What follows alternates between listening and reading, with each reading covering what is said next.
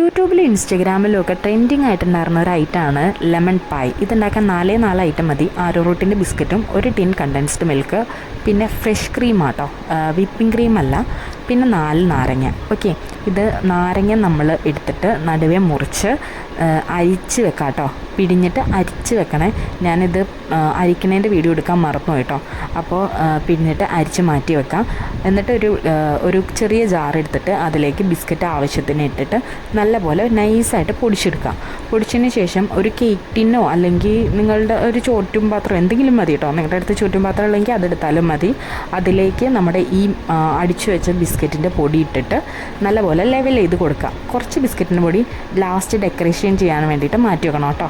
അങ്ങനെ ഇത് ബിസ്ക്കറ്റ് ഇട്ടിട്ട് ലെവൽ ചെയ്യുക. എന്നിട്ടൊരു പാത്രം എടുക്കുക. അതിലേക്ക് ഒരു ടിൻ മുഴുവൻ കണ്ടൻസ്ഡ് മിൽക്കും ആഡ് ചെയ്യുക. അതിലേക്ക് നമ്മുടെ ഫ്രഷ് ക്രീം എടുത്തിട്ട് അതും മുഴുവനും ഒഴിച്ചു കൊടുക്കുക കേട്ടോ. ഫ്രഷ് ക്രീം 70 രൂപയ്ക്ക് റേറ്റ് വരുള്ളൂ. കണ്ടൻസ്ഡ് മിൽക്കിന് 100 സംതിങ് ആണെന്ന് എനിക്ക് തോന്നണം.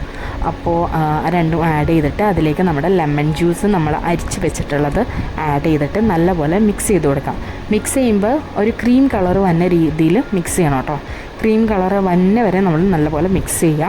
മിക്സ് ചെയ്തതിന് ശേഷം ഈ ഒരു മിക്സ് നമ്മൾ നേരത്തെ സെറ്റ് ചെയ്ത് വെച്ച ആ ഒരു കേക്ക്, അതായത് കേക്കിൻ്റെ ടിന്നിൽ സെറ്റ് ചെയ്ത് വെച്ചില്ലേ ആ ഒരു ബിസ്ക്കറ്റിൻ്റെ, ഇതിൻ്റെ മുകളിലേക്ക് നമ്മൾ പയ്യെ ഒഴിച്ചു കൊടുക്കുക. ഒഴിച്ചു കൊടുത്തതിന് ശേഷം നമ്മൾ ഇത് നേരെ ഫ്രീസറിൽ വെക്കുക 2 മണിക്കൂർ.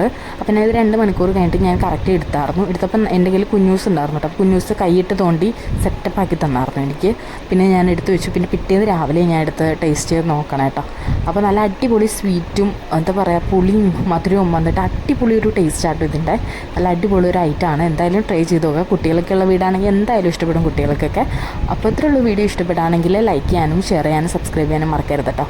ലാസ്റ്റ് നമ്മൾ ആ ഒരു ഡെക്കറേഷൻ ചെയ്യാനായിട്ട് മറന്നു പോകരുത് കേട്ടോ. ഇത്രേ ഉള്ളൂ. Thank you.